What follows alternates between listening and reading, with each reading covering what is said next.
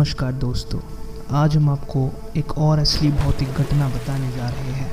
आप ऐसे ही भौतिक कहानी सुनने के लिए हमारे वीडियो के आई बटन को क्लिक करके देख सकते हैं। तो आज की इस घटना प्रतीक नामक एक शख्स का है।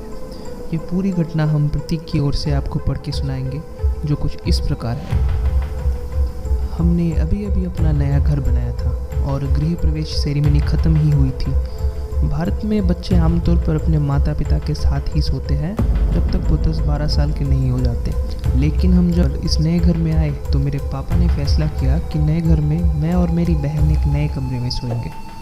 हम इस नई व्यवस्था से इतने खुश तो नहीं थे, लेकिन हम अपने माता पिता के खिलाफ भी नहीं जा सकते थे, तो हम मान गए।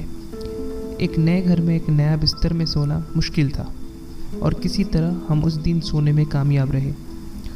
अभी आधी रात का समय ही बीता था, मुझे नहीं पता, मुझे झटके लगने शुरू हो गए और मेरी नज़र बाउंड्री वॉल के पास एक पेड़ के नीचे खड़ी एक औरत पर गई। वहाँ एक महिला मुझे इशारा करके अपने पास बुला रही थी। मैं इतना डर गया कि चीखने चिल्लाने लगा। जब मैं चारों ओर देखा तो मैं मंद रोशनी में देख सकता था कि मेरी बहन भी अपने बिस्तर पर बैठे चिल्ला रही थी। मेरे माता पिता हमारे कमरे में हड़बड़ाते हुए पहुँचे।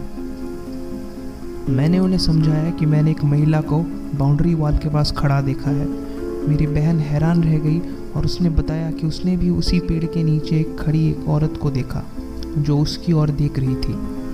हम रो रहे थे और हमने अपने माता पिता से कहा कि हम अकेले नहीं सोना चाहते हैं। माता पिता हमें अपने कमरे में ले गए और हम उनके साथ सोए। अगले दिन हमारे पिताजी ने आसपास से इस बारे में पड़ोसियों से पूछताछ की। एक पड़ोसी ने कहा कि बहुत साल पहले इस नए मकान में एक विधवा महिला की बेरहमी से कत्ल किया गया। उस दिन के बाद उस मकान के सामने कोई नहीं जाता था। सुनने के बाद में ऐसा लग रहा था कि जैसे हमारा घर का प्लॉट एक यक्ष के मार्ग में पड़ा है। यक्षी का मार्ग वो मार्ग है जहाँ यक्षी अपने रहने के स्थान या विश्राम स्थल बनाता है। ये एक प्रकार का पौराणिक अंधविश्वास है। भारत के केरला में यक्ष एक अलौकिक शक्ति को कहते हैं। यह कहा जाता है कि यक्ष उन महिलाओं की आत्माएं होती है जो अप्राकृतिक तरीके से मरती है, जैसे कि उन्हें कोई मार देता है या आत्महत्या करने से मृत्यु को प्राप्त होती है। मेरे पिता ने तुरंत उसी दिन पूरे घर की शांति और शुद्धि कराने के लिए हमारे चर्च के पुजारी से मिलने का फैसला किया। उन्होंने पूरी प्लॉट की शुद्धि कराई। भगवान की कृपा से उसके बाद हमने कभी भी ऐसी कोई यक्ष नहीं देखा। तो दोस्तों, आपको कहानी कैसी लगी? आपके विचार हमें कमेंट बॉक्स में लिखकर अवश्य बताएं। चैनल को सब्सक्राइब करिए और हमारे साथ बने रहे। तो आज बस इतना ही। धन्यवाद।